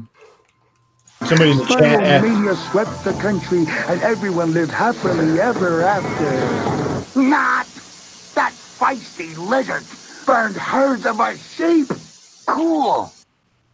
Somebody in the chat asked what games would I want on the Virtual Boy if I got one. The only games I really, really actually truly want to play, not just have as kind of a piece of gaming history, would be the Virtual Boy Wario Land game is by all accounts really, really good. And Mario Clash seems like an interesting little spin on the old arcade Mario Brothers. Those games I actually really, really want to play. Like it kind of to this day pisses me off that they never put those on the 3DS eShop. That would have been such a perfect thing for it. I would like to get the Power Glove just as a fashion statement. I knew a kid that had the fucking. I remember trying to use that thing, man. Dude, that thing was shit. That thing was absolute shit. So what you're saying is that you didn't love the Power Glove and it wasn't so bad? Oh, it was bad. It was bad, all right. By the way, that reminds me. All the Legacy of Kain games are, in fact, on Steam, except for Blood Omen for some reason, which is like really underrated. I actually have them all. I might do a Let's Play. I might do a stream of some of the games if when I can get a controller, because those games are not fun to play on a The only thing my only exposure to Legacy of Kain was, I guess it was for Soul Reaver. There was a little like single issue comic book, like one shot that was like a prequel to it, and I only picked it up because like Top Cow was publishing it, and I guess Eidos was involved in those games because. The reason they had the rights to publish is they were publishing a Tomb Raider comic at the time, which I fucking loved. Yeah, Eidos was the publisher of Crystal Dynamics. Oh yeah, I picked it up because it was by the same people that had made Tomb Raider, and I thought, well, I'll give it a shot. And it turned out it was only like a one-shot promotional thing. It was one of those where, and it was a full-size comic, but it was one of those where it basically ends like on almost a cliffhanger, saying like, "Now go play the game." And I was like, you fuckers. Well, but you should have gone and played the game. I didn't have any systems at the time, man. Well, this was on PC. Oh, I didn't know that. I thought it was PS1. All I had the first Tomb Raider on my PC. I didn't have the sequels to it. I played them at buddies' houses, but I didn't. Again, it was hard. It was hard pressed to get my boomer dad to buy me games. Tomb Raider's a game I'm steadily starting to appreciate as I get older. Because, like I said, I remember playing the original on PC, and God, I liked it, but I also hated it because the controls were shit. But then you realize something. Like Tomb Raider was again like Super Mario, one of those games that really opened up the possibilities of what you could do with 3D gaming. Because minimal plots. You're in cool ancient areas, and you know, you're left to explore on your own devices. You know, there's a comment, but not much. What it focuses on is you like identifying patterns and items in the environment and remembering what to do. There's no hand holding. You've got to figure it out all on your own. Now, I absolutely hated the PS1's fucking save crystal system. That shit is gay as fuck. But the overall thrust of the game, like I said, just, you know, solo exploring. There isn't even music most of the time. It's just you and your own thoughts. You don't have that in games these days, you know, because like modern gamers just want to have, like younger gamers just want to have their hands held at every opportunity. Compare like the original Tomb Raider to the remake, which I also played, the remake Tomb Raider Anniversary. It's the same basic structure, but like instead of like the solo exploring, you've got like all these fucking Prince of Persia, like, oh, you know, acrobatic moves. You know, you've got quick time event cutscenes that just completely take the thrill out of it. Like we all remember level 3 in Peru. You encounter the dinosaur. That's a terrifying moment in the original game because you're just walking around minding your own business, and then oh shit, there's a fucking dinosaur. And yeah, when the T-Rex comes out and you gotta like basically, unless you're just really, really good, the only real winning move is to duck into that cave. Yeah, and shoot him as he goes by, because I mean, otherwise you like that. The dinosaur comes up to you, you're fucking dead. It's one hit. It's one hit, and there's no fucking warning given at all. You're just walking along, the music starts up, and there's a fucking T-Rex. I remember remake, and I approached that game very cautiously because I realized. It was I think the second level where you like there's like this kind of wide open space with a sort of hallway going around it, and if you go into the open space, fucking wolves and a bear all show up at like once. But if you kind of circle the perimeter first, you could take the wolves out one by one, and it sort of taught me early on like it's not one like survival horror where you feel helpless. But it's still something where you gotta be smart about shit. You know what I mean? Yeah. That's. So would you say it's like Dark Souls then? No, I wouldn't say that. Not that, but it's like it'll hand you your ass in a hurry if you're careless. Yeah. And I remember walking into that valley, and I'm just thinking like I'm just sort of casually walking in here, and the game, at least the PC version, like something is coming. You feel the ground rumbling. And I see that fucking T-Rex pop into the edge of the draw distance. And I'm like, fuck me. And I had kind of seen the cave before that. So that's why I was poking around the valley, because my first instinct would have been to go into the cave. You know what I mean? Like, I liked having cover in that game. But I remember when I saw it, dude, I was like, oh, fuck me. And then after I go into the... I start poking around the caves after I killed the T-Rex because he actually fell down right in front of the door, and I like the entrance to it. And I couldn't get around him, so I had to poke around the caves. And there's a fucking raptors. Yeah, I was like, oh, there's raptors too.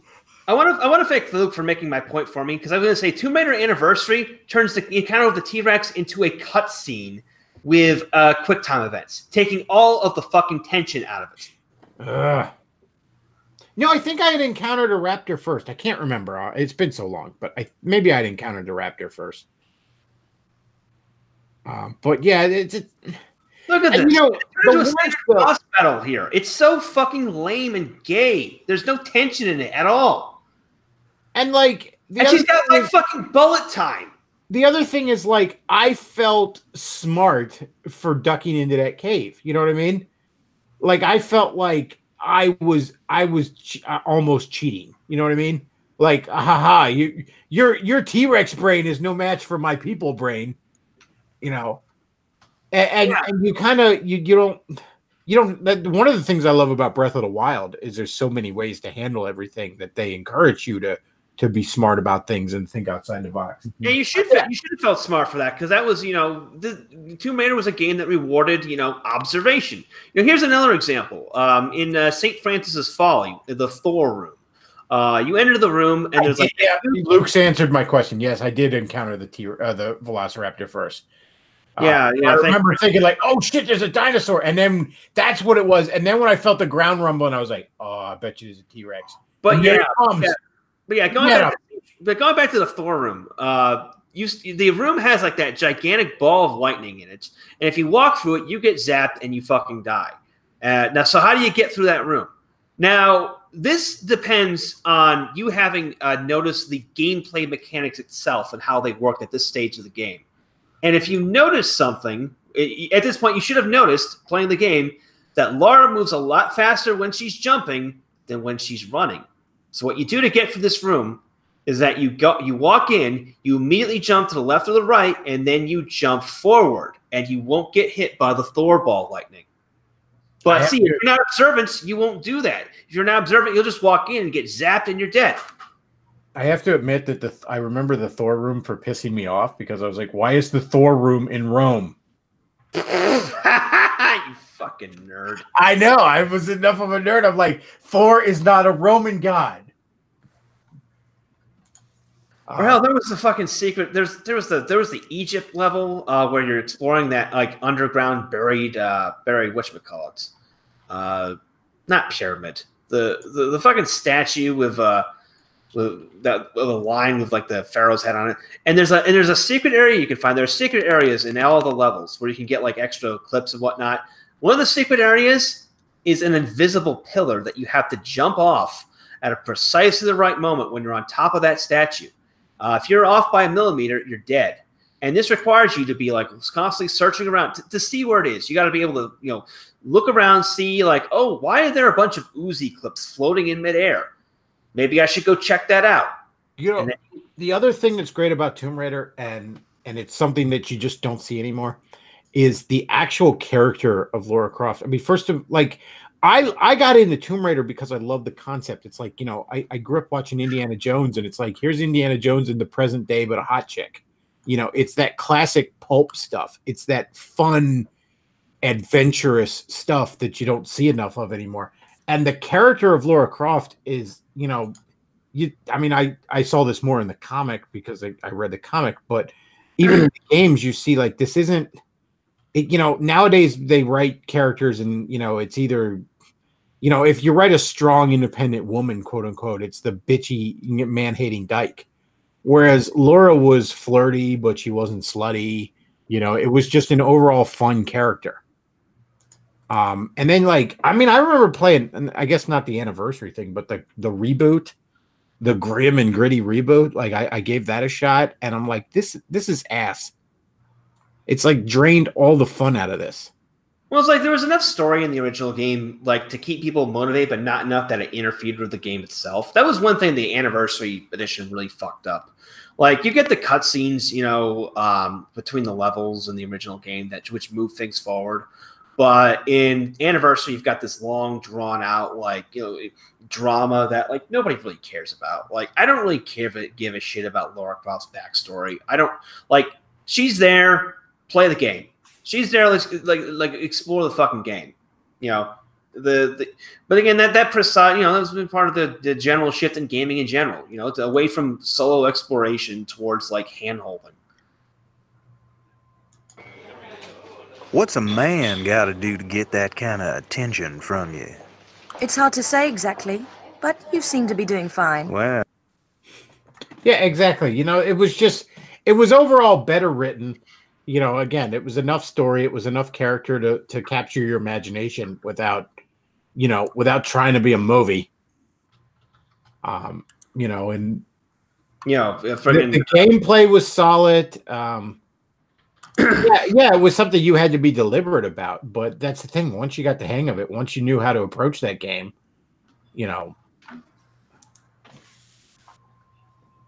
Yeah, I just remember playing the hell out of that as a kid. 97, I think it was Christmas in 97 I got it or something. That was most of my 98 playing through that game. I say kid, I guess I was 14 or 15, but not a little kid. For example, in the original intro for Tomb Raider, she responds to the advances of a big lumpy Texan vaguely flirtatiously, while in the new one she has the bog-standard Hollywood tough gal coldness and the threats of violence because everyone knows action-oriented independent women all munch more carpet than a malfunctioning vacuum cleaner. Exactly. That is exactly the point, Hell, I actually like the Angelina Jolie movie. Angelina Jolie movie wasn't that bad. You know, it was It's a solid flick. It's exactly what a Tomb Raider movie should be. It's a fun, pulpy action movie. It was good summer schlock, you know. Exactly. What did the British guy say in that audio clip, real quick? Oh, that's Yassi. Yeah, like he was saying something. I got a funny story related to the original Tomb Raider movie. I remember going with my friends to see that at the movie theater, and actually we went to go see another movie, and then like after that, we like snuck into see Tomb Raider because it was on right after because we were rebels and that's what we did back then. And we were watching the movie, and like near the beginning, you've got like the shower scene with Angelina Jolie, and there's no nudity in it, but like you can tell she's naked, and like that's hot. You know, to our adolescent minds. Well, midway through the movie, there's another shower scene, and in the shower, and the camera's panning down in the shower. We're all getting excited because we're going to see Angelina Jolie naked again, and it's a dude. It's some dude in the audience actually screamed out, "That's gross!" And the whole, like the entire room, just fucking sighed in disgust. That was so funny. Yeah, I remember being excited for that movie too. Like I shit back in the day. I mean, I remember reading about when, you know, in like '99 when it was first announced that she was cast in that movie in like Wizard magazine back in the day. But yeah, I was excited for that. Like I loved Tomb Raider. Like I said, I was reading the comic at Top Cow for fuck's sake. The Tomb Raider series like kind of mirrored its own, like it's a demise, you know. I didn't play any of the sequels, but basically it looked like a pretty straight linear fall from Tomb Raider 2 was like just okay, Tomb Raider 3 was just okay, Last Chronicles was sort of decent, Last Revelation was decent, you know, Chronicles was shit, Angel of Darkness was even shittier. I played a little of 2, but like I played at Funko Land. I think I played it at a friend's house. But there was nothing about it that really like where I just had to have it. My observation of Tomb Raider games is that like they kind of move too far away from like, you know, the tomb raiding concept. Like Angel of Darkness was basically like most of it was set in contemporary Paris, you know, because God forbid the heroine of a game called Tomb Raider raid any tombs. Yeah, that's the other thing. Like I'm playing a little bit of Tomb Raider 2, and it's like I'm in some city or something, and I'm shooting a dog. I'm like, I don't want to shoot a dog. I don't want to be in a city. I want to be shooting bats in some ancient god's temple to steal his magic fucking chaos emerald. That's what I want to be doing in a Tomb Raider game. I played the demo of Tomb Raider 3 when because I remember it came with Tomb Raider, the PS1 version, and the demos you're breaking out of Area 51. Like, what the fuck is Lara doing in Area 51? Okay, I can get like throwing a little bit of that into the game, like for some variety and spice, but the later games like were too reliant on it. And if you watch like the Angry Video Games review of like Tomb Raider Chronicles and Tomb Raider Angel of Darkness, like the game just fucking concentrates on both games just concentrate on urban areas. It's like what the fuck? It's Tomb Raider, not fucking GTA Big Tits Edition. Yeah, I like digging. I like going through the ruins. That's the best. You know, that's the best part of that. Yeah, it's like how if you played the Thief games, which were another IDOS classic back in the day. The first Thief they're both good games. I'd say they're like high, you know, better than the Tomb Raider games. But like the first Thief game, even though it sells itself as like an urban gritty, steampunk city explorer, you spend most of it just playing. Like raiding tombs. So you're playing Tomb Raider Penis Edition. The second game, as you actually like breaking into mansions and stuff, that's pretty cool. By the way, all these games are on Steam. Go fucking buy them. You know, the other thing I liked about Tomb Raider is that it had that like I guess practice room that was in Laura's mansion. Yeah, where like you could mess around in her gymnasium and learn all the ways to play the game, and as you're doing it, you know, Laura's chatting like, you know, about like, oh, you can do this and all, but it feels really organic. It feels like her just training in her you know, gymnasium. And of course they throw that flirty thing in because at the end of it you learn how to do the swimming and all. And as soon as you get out of it, she says, well, now I got to get out of these wet clothes, and it like cuts back to the menu. It's like little stuff like that, you know. There's just the game's just all about fun. Mm-hmm. Yeah, remember when women used to be able to flirt? Yeah. Remember when flirting was legal? Yeah, exactly. Yeah, I did not like the grim and gritty reboot shit.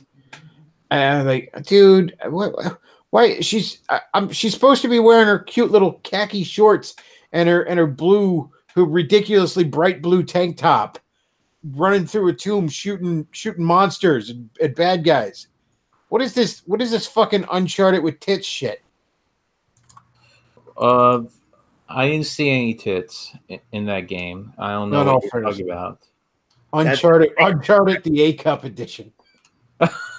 Yeah, that's the other thing. Why do we have big old titties? I want big old bouncing titties in this game. I want my triangle titties back.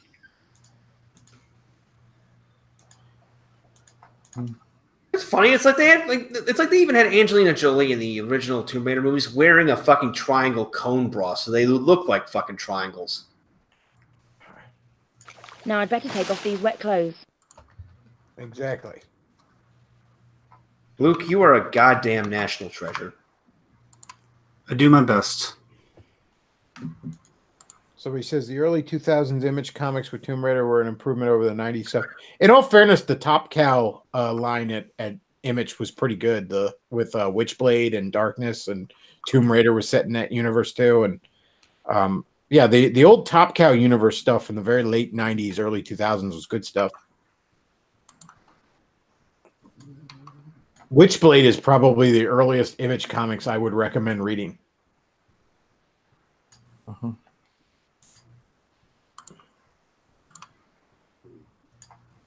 I actually the first Tomb Raider comic was a Witchblade Tomb Raider crossover, and it was so successful that they just started making a regular Tomb Raider comic set in the Witchblade world. But I remember ordering that shit like in mail order, because I just remember seeing an ad for it at a comic, and I'm like, "There's a Tomb Raider comic? Fucking shut up and take my money." More. I'm given to understand that Vin Diesel is planning to remake Escape from Butcher Bay. I have stuff in my CRISPR drawer that's older than that game. I mean, is it just because no one can come up with new ideas? It's not hard. Here's one. A genetically engineered Taiwanese chef teams up with a newt in a fez to rescue his large-bosomed girlfriend from mummies. There, you see? It's easy. A breast cancer specialist with large bosoms journeys through time to pay for a breast enlargement. A race of bosom people set out on an armada of bosoms to find a new bosom homeworld. Bosoms, melons, milk factories, busts, fun bags, knockers, ballistics, boobies, jugs, nipples, jubblies, stonking great tits. Chronicles of Escape from Butcher Bay. That's a really good game. Arguably better than the movie was based off of. I agree. Like, it was like the first game I played that was a first-person shooter with a stealth mechanic. Oh yeah, it's like Thief is the first. Right, everything. You see, what the funny story is, like, basically that game got made because, well, they were going to make a game anyway based off of a popular property. But what happened was there was a really shitty, like, Game Boy Advance version of Triple X, the movie that's starring Vin Diesel. And when Vin Diesel is apparently like a super mega nerd, and when he like heard about how shitty the game was, he was like, nah. Any game based on a proper movie I'm in from now on is going to be fucking good. So he formed his own fucking game development company. And I believe it was like Arcane Studios, or I forget the developer that was enlisted to make Escape from Butcher Bay, but they were a game developer with serious credentials. And Vin Diesel was actually involved in the process, making the kind of game that he would like to play, which is why it turned out so good, because he actually invested energy into the process. That's the amusing thing. Is like he's like this kind of seen as this meathead, bald, fucking muscle, dumb shit, barely can act guy. But Vin Diesel apparently is again like a very huge nerd. There was like a decade ago, he was like contracted to write the foreword to some like book on the history of Dungeons and Dragons, because back in the 80s, he was like this major Dungeons and Dragons fanatic. He worked as a bouncer in New York City, and he said this in an interview, like whenever he wasn't bouncing, he was playing Dungeons and Dragons with like his artist buddies. Well, everyone forgets he did the voice of the Iron Giant, and he recently did the voice of Groot. I mean, it's not like you got to get somebody like Vin Diesel to do just saying "I am Groot," but he wanted that. He wanted to do that. He's like, "You put me in a Marvel movie." God damn, Iron Giant. Now that is a great fucking movie. And yeah, Vin Diesel's somebody I thought I hated the Fast and the Furious. I thought that movie sucked balls. And I remember just thinking like Vin Diesel sucks because that movie sucked. But then like I started seeing him in other shit finally, and I'm like, this guy's actually cool as hell.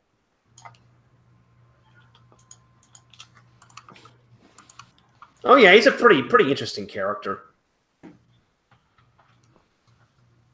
Questionable acting, questionable choice of acting roles, but pretty interesting character.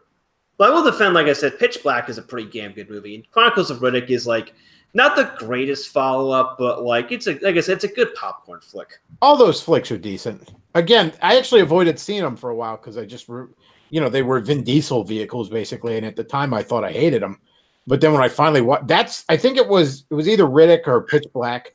And then there was the more recent one, but it was one of those where I finally sat down with a buddy and watched it, and I was like, okay, you know what? These are actually pretty good. Maybe I should give this guy more of a shot. Well, the biggest issue with Chronicles of Riddick is like the tone shift. Like Pitch Black is really it's not so much like strictly sci-fi; it's a horror movie. Because you got these characters who are trying to survive on a dangerous planet. And the other thing with Pitch Black, the depiction of Riddick is a fucking serial killer in the first movie. He's not a good guy by any stretch of the imagination. And Vin Diesel really sells it as like I said, he's a nasty character, but the other characters need him to survive, Whereas in Chronicles of Riddick, he's all of a sudden like this anti-hero with a heart of gold, which is a pretty rapid tonal shift. Yeah, I don't mind the tonal shift in the actual story, but you're right. Like departing on the character like that is a. I mean, I rather like a lot of my favorite sequels basically end up being completely different genres. I mean, like Terminator is much more of a horror movie. You can have elements, and then Terminator 2 is an action movie. Same with the Alien franchise. Alien 1 is a horror. Alien 2 is action. You can have the tonal shift, but there has to be like some transitional element. Like say if the Riddick series was a trilogy, like depicting Riddick as an anti-hero with a heart of gold, that would work in a third movie. However, the end of Pitch Black, Riddick hasn't really gone for any significant changes aside from his relationship with that girl. Like you can see like the kernels of goodness developing in him. But the second movie assumes that he has become like a good character, which we don't see that transition. It's rather jarring if you watch the movies back to back.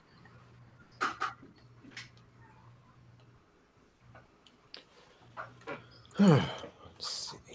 No! Don't do that! That's the kind of stuff that makes them shoot at you.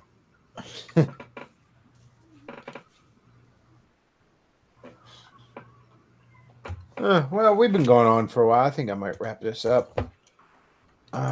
Anybody got any closing thoughts? Yeah. Don't trust Canadians with who uptalk.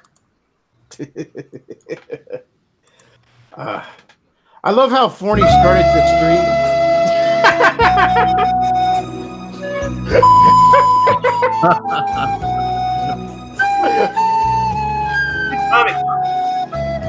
That's never gonna get old.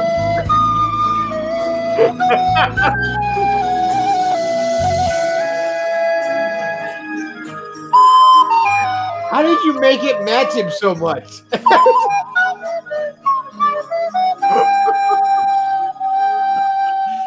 Well, Bechtloff, what instruments do you play? Dude, that's so fucking funny. I completely lost my fucking train. I love how Matt started this stream off like so fucking tired he was probably gonna bail 5 minutes, and then he ends up doing like 2 hours with us. Yeah. But anyways, folks, I guess technically later today here on the East Coast, Saturday night, there'll be the regular stream. I might do a Bechtloff's Outpost afterwards, finishing up Davis's one stream. I know Matt's going to do a stream during the day Saturday, finishing up Davis's stream. So tune in for those. And also, I almost forgot to check out our sponsor, Steve's Jerky. So terrible at what I do. But yes, you do need to check out Steve's Jerky because Steve's Jerky is delicious. It is absolutely fantastic. And let's see what else. PayPal, Patreon, and Amazon wishlist down below if you want to support the show. People in the chat were saying they weren't able to post in the chat for a little while. I think YouTube was kind of fucking up a little bit because I noticed the chat went dead and we still had the same amount of people watching. So, shocker. Yeah, big shock. And apparently, YouTube is getting into game streaming. Like, we can't even trust YouTube Google to like have our comments show up in the chat. Yet we could trust them with like streaming games over the internet. Alrighty. Well, like I said, folks, if you enjoy the show, consider checking out the sponsor and the tip jars down below. And that's about all we got for tonight. I want to thank you all for listening. Bechtloff out.